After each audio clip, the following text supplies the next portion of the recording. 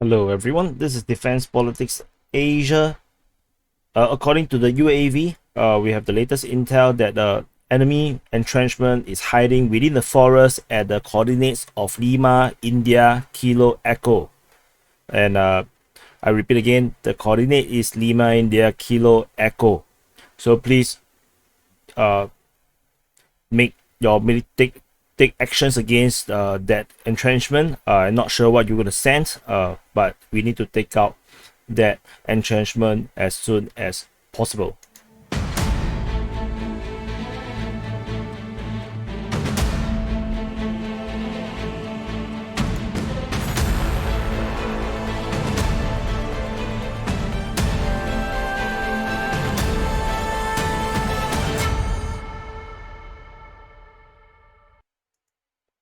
Hello everyone, welcome back to Defense Politics Asia. Hopefully you do something with that entrenchment. And this is the summary for day 72 for the 6th of May. And not a lot to report today, so I think this will be a rather short summary. First thing first, not the white elephant, the elephant in the room, Admiral Makarov. So there are claims that Admiral Makarov, a frigate from the Russian Navy, has been hit by a missile and is supposedly on fire near the Snake Island, which is Bill, or the other name is I think Zimini or something like that. So this is the rumor that is spreading like wildfire. However, the Pentagon spokesperson John Kirby said that this strike on Admiral Makarov is not confirmed, and according to according to Kremlin, they also say they have no information about this. And based on the experience that we have with Moscow, the lack of, let's put it, excitement from the pro-Russian sources indicates that this might not have happened, but not so sure, because there is a lot of excitement about this, but if you have been following the war to much earlier, in the early days of the war, there are plenty of ships that was claimed getting hit by missiles and are destroyed or sunk, only to appear at Sevastopol totally intact. So Moscow is actually the only ship that I know of that was sunk. Other ships that are struck was small ships that was hit at Mariupol, some kind of like a gunship or small ships, small vessels, fast boats, fast craft that was hit by Mariupol, but they were not sunk. The only two, and in fact, remember the petrol boats that was attacked by the UAV, by the Bayraktar, that was hit. Reportedly, the two boats, the two petrol boats that was hit, was also not sunk. They reportedly managed to limp back to base, but of course, I have no confirmation of that information. So take a pinch of salt about Admiral Makarov missile strike until we have more clearer indication of this actually happened. Then I'll let you know. So as of now, it's not conclusive. So everything about this at the moment is just speculation. So moving on to the Mykolaiv front, I have no updates about Mykolaiv front. Nothing. There's also nothing. There's something on Zaporizhia line. So on the Zaporizhia line, the Russian forces, according to the Russian sources, have captured or occupied the village of Shebaki. So is Shebaki here. However, on the DPA's tracking, this position had always been Russian. So all I can say is that this information reconfirmed that Russian positions is at Shebaki.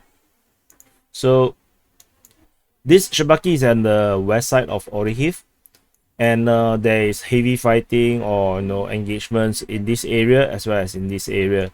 Looks like the this step up of operation seems to be kind of increasing pressure on the Ukrainian forces by the Russian forces. The Russians have been step up the offensive around this Zaporizhia line, and probably they are trying to draw more Ukrainian forces away from the eastern front. Maybe the Izium front is getting a bit too hard to move forward. The resistance is too strong, so maybe the pressure is step up on this area to draw more Ukrainian forces away from the Izium front, because as much as this is important, this will be critical to do a flanking. This part is probably more important at this current juncture. So but there's no progress around here. The Ukrainians are holding on, and this push at Velika Novosilka doesn't seem to have any result of yet as well. So pretty much a stalemate on the Zaporizhia line. At Mariupol, in Mariupol, the fighting continues in Azovstal. I have no good information that I can give you in detail about Azovstal at this moment. So there are some claims that there are maybe up to 1,000 civilians being used as human shields or whatever you want to call it in Azovstal. I think that's an exaggeration, but there are injuries and casualties on the Ukrainian side as they kind of do pot shots at the Russians as they try to progress. Really not sure what is the intention now, and how long the defenders willing to hold in Mariupol. Not looking good, definitely, for the Ukrainian side in this area, as the front line is really far away. It's almost 100 kilometers away. It's like 90 kilometers away, and even at this point, the heavily contested point here is still 80 kilometers away.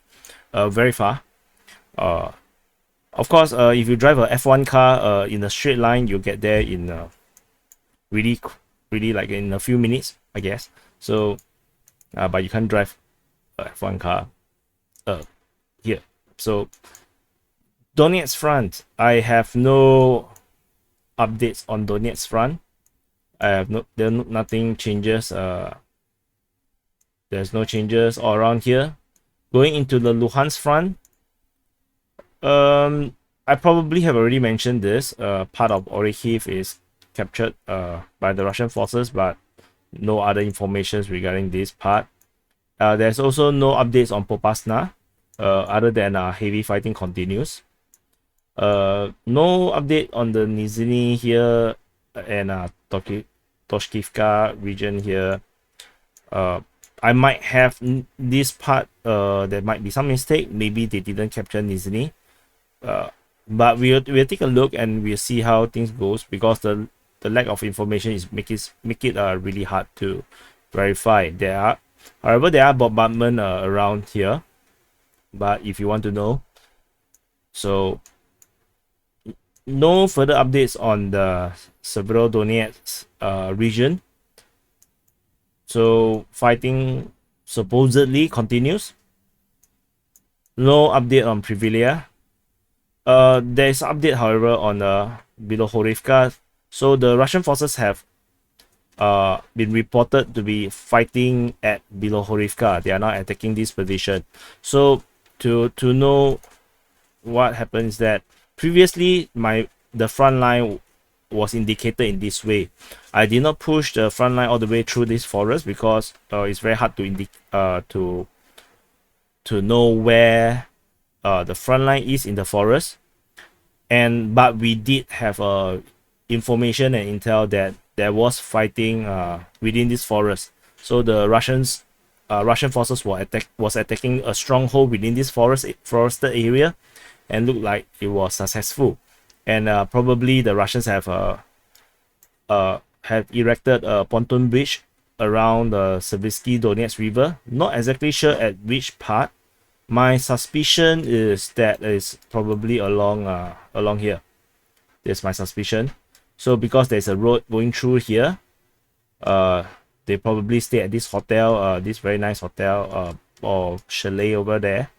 Going down here, cross, and maybe the pontoon bridge is around here. For those that prefer the alternate name, is a tampon bridge. The tampon will be here, sucking up all the water, and then they can actually go down here and attack Bilohorivka. And if they fancy, they can actually send forces up north to take Shepilivka, and actually cut off reinforcement and resupply to Privilia so that this area can fall faster. So according to a member within the DPA Discord, he mentioned to me that this area is actually a high ground, and with this high ground, you'll be able to the Russians can actually use this as a spotting ground or artillery base. So I want to show you this. Let me find the map, then I can show you guys. So let's go to so in that map I am unable to do 3D, so which is why I need to go to this part, Shuhui, and then where's the forest? Sorry, I can't, I have trouble orientating myself. Severodonetsk, this part, yeah. So now let's go into 3D mode. Can you see the this part? So this entire part is actually just south of Bilohorivka.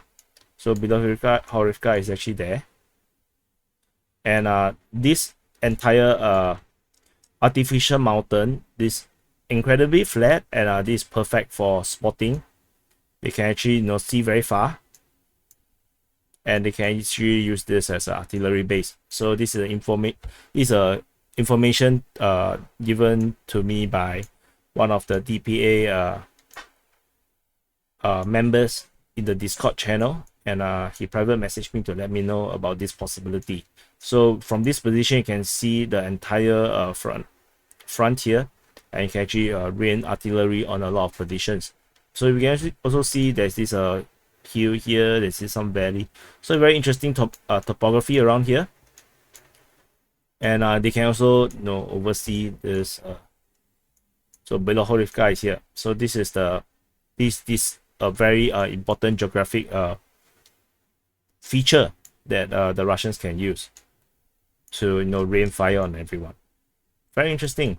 Oh, there's a valley here also.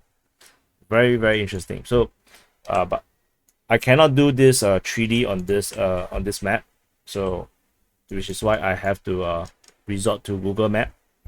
So so this is the update here. So what is significant is that this is actually the rear of the front line of the Ukrainian forces, because they are fighting here, here, and here. So this is the front line, this is actually the rear. So the Russians, with this penetration through this forested area across the river, they are now in the rear of the Ukrainian positions. If you look at the pre-war fortification and entrenchment positions, there is nothing around this area. So because the Ukrainians have never expected the Russians would have invaded directly from Russia and from the south and from the north, and they thought that the fighting will be concentrated within the Donbass area, the original Donbass area, which is cut off around here. So the entire fortifications and defense in depth is actually this entire line here. So this push here will be totally unplanned before the war.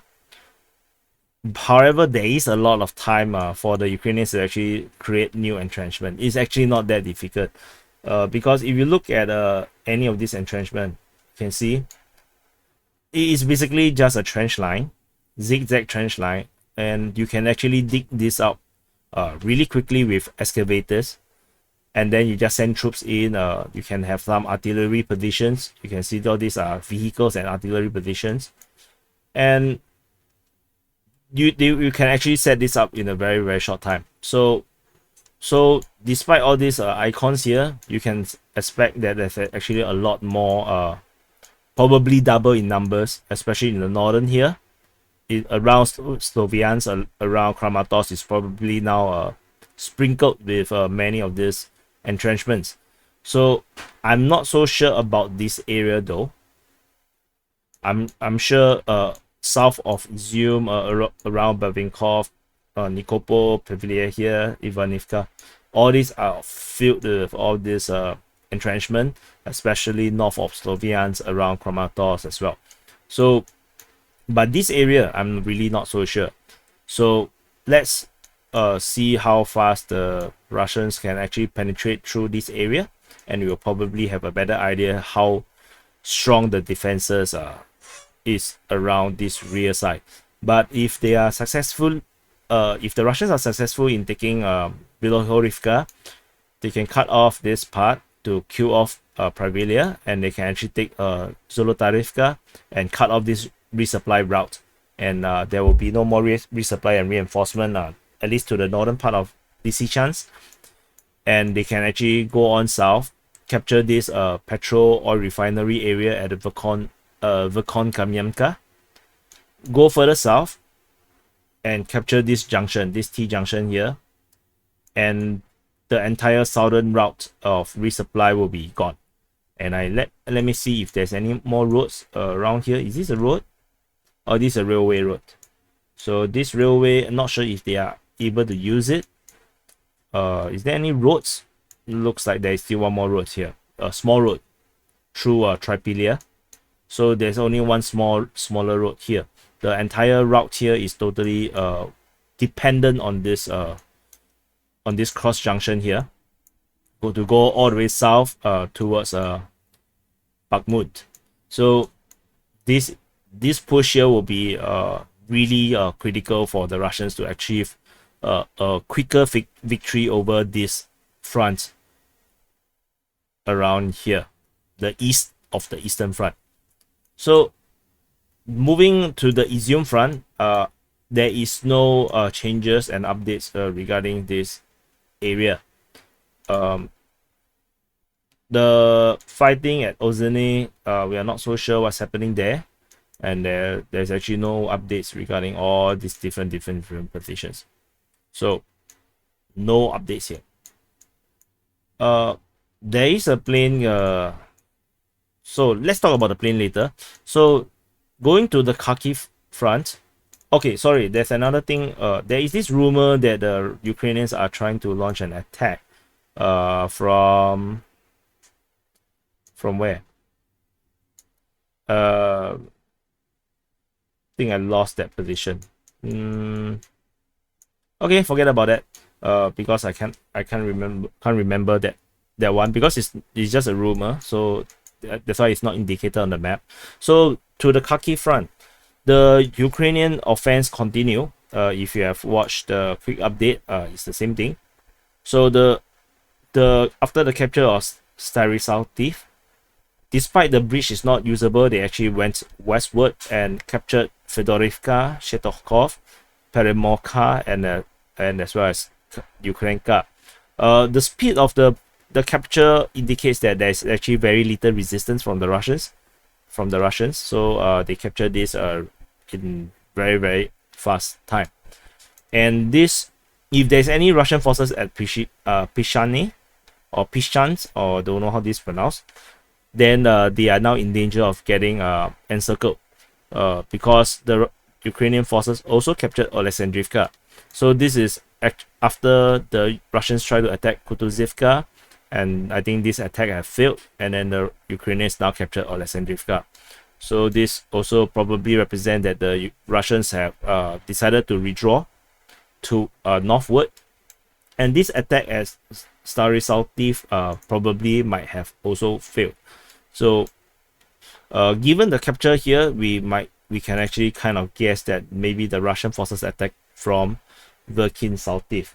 So this attack is likely to have failed, and if they do not withdraw backwards towards Rubizny, then they might actually get encircled once these forces here decided to take Bayrak and Zamulivka, and they might actually be encircled and trapped in this bubble here. So it's not ideal for them. for the Russian forces here. Fighting continues at Zukuni and Cherkassy Tishki, as well as some parts of Russky Tishki.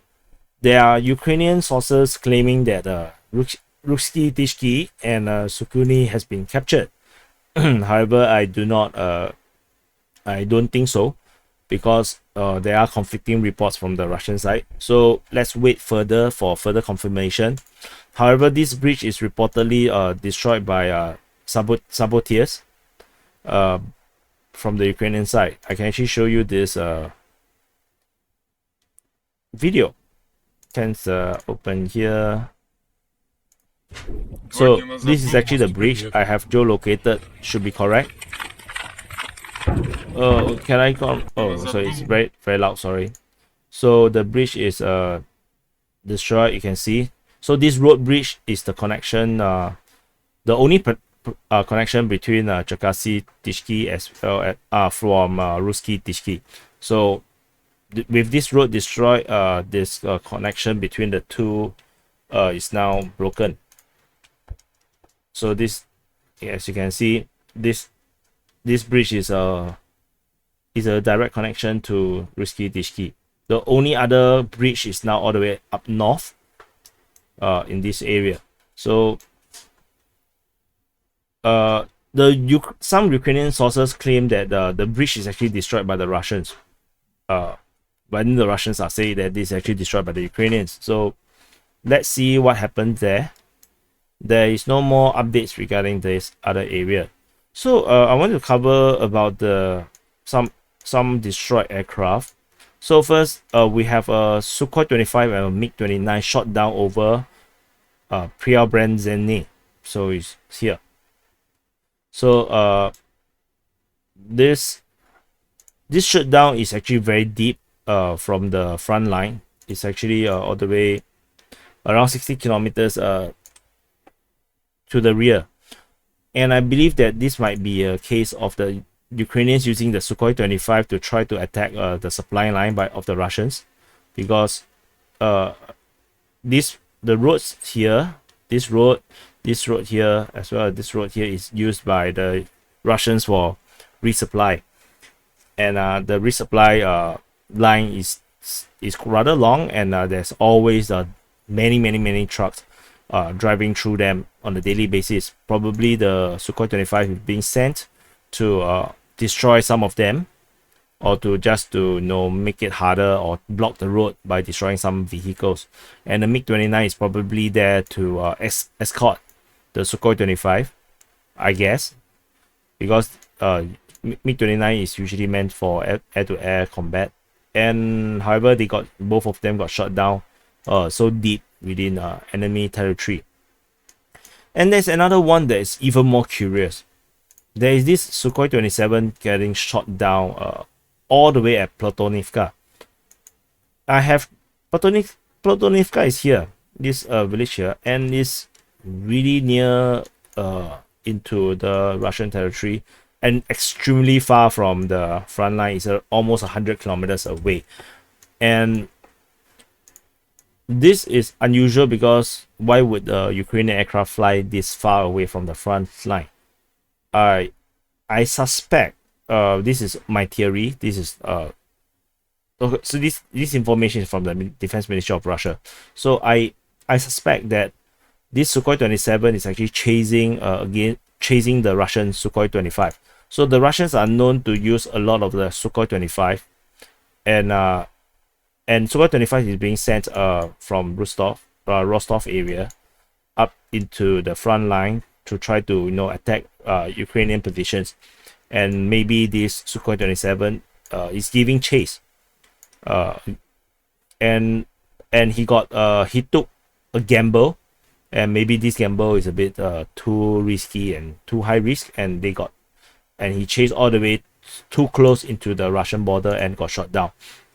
This is my guess, because there is no reason for Ukrainian aircraft to fly this far into enemy territory. For this one, it's conceivable that it's attacking a supply line. However, this one is really a bit weird, because this line is very secure, this is the line where it's a bit more unstable, to put it that way.